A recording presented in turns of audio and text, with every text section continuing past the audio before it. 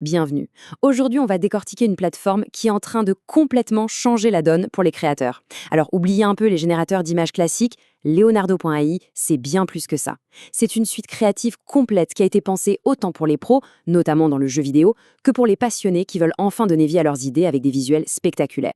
Et pour commencer, regardons du concret. Cet asset, là, il sort tout droit d'un vrai projet, le jeu de stratégie Blue4.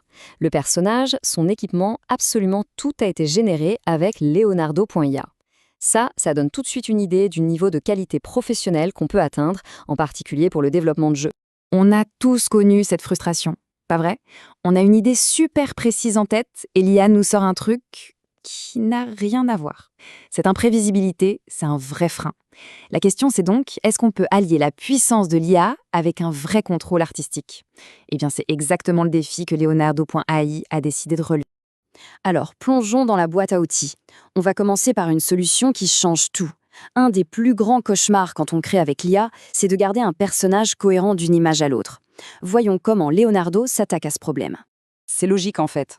Que ce soit pour une BD, un livre pour enfants ou même un storyboard, si le héros change de tête à chaque page, l'histoire ne tient plus la route. C'est vraiment le problème fondamental que beaucoup de créateurs rencontrent.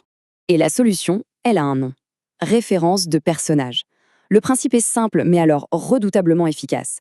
On donne à l'IA une seule image de base, et elle va s'en servir comme d'un modèle pour que le personnage reste le même, peu importe ce qu'il fait ou où il se trouve. Et le point de départ est d'une simplicité déconcertante. Une seule image de référence, bien claire de notre personnage, et c'est tout. Pas la peine de chercher des dizaines de photos sous tous les angles. L'outil est vraiment fait pour être hyper intuitif. Et voilà le résultat. Franchement, c'est bluffant. D'un côté, notre héros face à un monstre géant, ambiance tendue. De l'autre, il est tranquillement posé au village. Deux scènes, deux styles, deux mondes. Mais le personnage, lui, ne change pas. C'est là qu'on voit toute la puissance de cet outil. Bon, garder la cohérence, c'est une chose, c'est la base. Mais le vrai pouvoir, c'est d'avoir le contrôle sur les détails. On va explorer maintenant les outils qui permettent de vraiment peaufiner chaque image pour maîtriser son style à la perfection. Faut être honnête, l'IA a parfois des ratés assez bizarres. Qui n'a jamais généré une image sublime gâchée par une main à 6 doigts? C'est le genre de petites imperfections qui peuvent complètement ruiner une super création. Voilà l'exemple parfait. L'image est belle, la lumière, la compo, tout est là. Mais cette main, ça ne va pas du tout. C'est précisément pour ça qu'il faut un outil de retouche qui soit à la fois précis et intelligent. La solution, c'est l'éditeur Canva. Et le processus est hyper simple. On sélectionne la zone qui pose problème, on la masque, on écrit un petit prompt pour dire ce qu'on veut, genre une main normale à 5 doigts, et hop, on génère. C'est rapide, c'est ciblé et c'est incroyablement efficace. Et voilà le travail. La main est nickel, l'image est parfaite. C'est ce niveau de contrôle qui fait passer une simple génération au statut d'œuvre finalisée. La perfection est à portée de main, c'est le cas de le dire.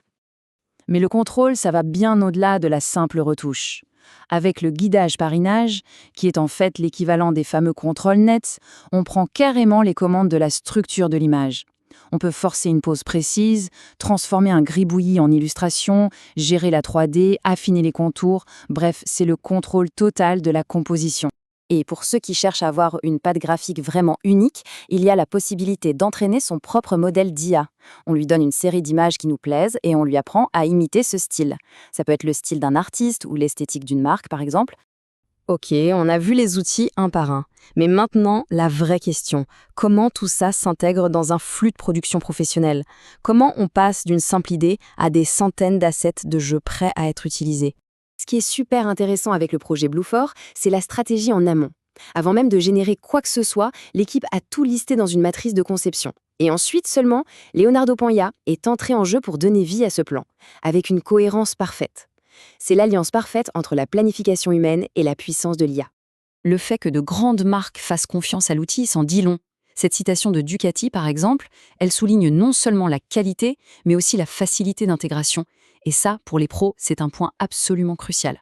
D'ailleurs, pour pousser l'intégration encore plus loin, il y a une API super robuste. Ça permet aux entreprises d'automatiser la génération d'images à très grande échelle. On peut imaginer créer des milliers de variations de produits ou des assets de jeu à la volée directement depuis leurs propres applications. Bon, alors comment on se lance? La plateforme est vraiment conçue pour être accessible à tout le monde, peu importe le niveau technique ou le budget. La prochaine grande création est juste là, à quelques clics. Le point de départ ne pourrait pas être plus simple, 150 jetons gratuits. Et attention, ce n'est pas une fois, c'est renouvelé tous les jours. C'est une offre vraiment généreuse qui permet de tester la plateforme en profondeur, d'expérimenter, de créer plein d'images sans jamais sortir sa carte bancaire. Il n'y a aucune barrière à l'entrée. Évidemment, pour ceux qui ont un usage plus intensif ou des projets professionnels, il y a des forfaits payants. Ils donnent plus de jetons, mais surtout accès à des fonctions clés comme le mode privé, pour que les créations restent confidentielles, ou une vitesse de génération prioritaire. C'est un modèle qui s'adapte aux besoins de chacun. Finalement, le message est assez clair.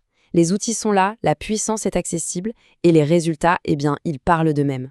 La seule question qui reste maintenant, c'est qu'est-ce que vous allez bien pouvoir créer ? Quelle histoire, quel jeu, quel univers attend juste d'être imaginé ?